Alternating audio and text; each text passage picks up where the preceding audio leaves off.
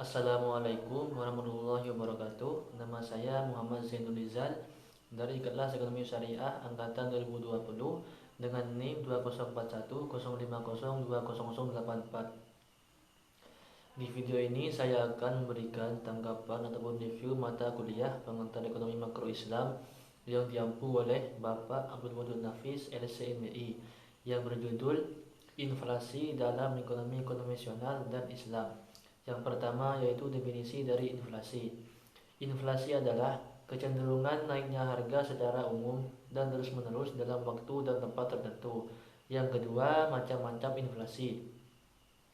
Inflasi terbagi menjadi tiga, yaitu berdasarkan sifatnya, berdasarkan penyebabnya, dan berdasarkan asalnya. Inflasi berdasarkan sifatnya ini terbagi lagi menjadi tiga, yaitu inflasi merayap atau creeping inflation, yaitu inflasi yang di bawah 10% per tahun. Inflasi menengah atau galloping inflation, yaitu inflasi antara 10-30% per tahun, dan inflasi tinggi atau hyperinflation, yaitu inflasi di atas 100% dalam waktu 1 tahun. Inflasi berdasarkan penyebabnya dibagi menjadi dua, yaitu demand inflation atau inflasi permintaan. Inflasi ini timbul karena permintaan masyarakat akan berbagai macam barang terlalu kuat. Dan cost inflation atau inflasi penawaran. Inflasi ini timbul karena kenaikan biaya produksi atau berkurangnya penawaran agregatif. Inflasi berdasarkan asalnya dibagi menjadi dua, yaitu inflasi yang berasal dari dalam negeri atau domestic inflation, dan inflasi yang berasal dari luar negeri atau importer inflation. Selanjutnya yaitu sebab-sebab terjadinya inflasi, yaitu inflasi permintaan. Menurut penyebabnya, inflasi dapat terjadi melalui inflasi permintaan.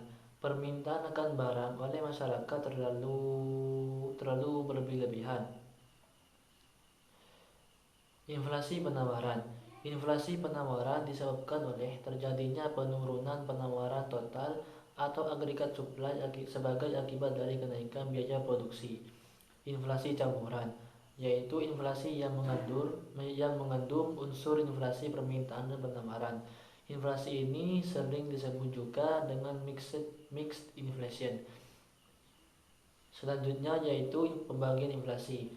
Dalam ekonomi Islam, pembagian inflasi dalam ekonomi Islam. Satu yaitu natural inflation atau inflasi murni. Inflasi ini disebabkan oleh sebab-sebab ilmiah yang tidak mampu dikendalikan oleh manusia. Bisa juga disebabkan oleh turunnya agregatif atau turunnya permintaan agregatif.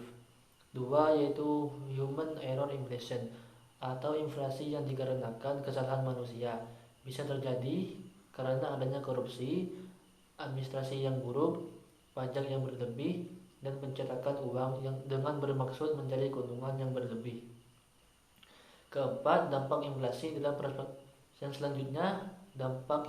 dalam perspektif ekonomi Islam, yaitu menimbulkan gangguan terhadap fungsi uang, terutama dalam fungsi tabungan, fungsi pembayaran di muka, dan fungsi unit perhitungan, melemahkan semangat masyarakat untuk menabung, meningkatkan kecenderungan berbelanja terutama untuk barang-barang yang non-primer dan mewah, mengarahkan inflasi pada hal-hal yang tidak produktif seperti penumpukan kekayaan berupa tanah, bangunan, mata uang asing, serta mengorbankan investasi produktif berupa pertanian, perdagangan, industri, dan transportasi.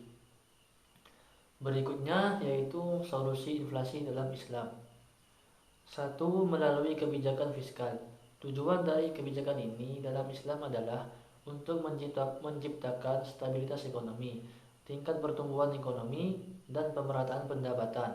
Dua, menurut kebijakan moneter, Bank Islam harus mengarahkan kebijakan moneternya untuk mendorong pertumbuhan dalam penawaran uang yang cukup untuk membiayai pertumbuhan potensial dalam output jangka menengah dan jangka panjang demi mencapai harga yang stabil dan untuk tujuan-tujuan sosioekonomi Islam lainnya. Sekian video tanggapan dari saya. Apabila ada kesalahan dan kekeliruan dalam pengucapan dan penjelasan, saya mohon maaf yang sebesar-besarnya. Wassalamualaikum warahmatullahi wabarakatuh.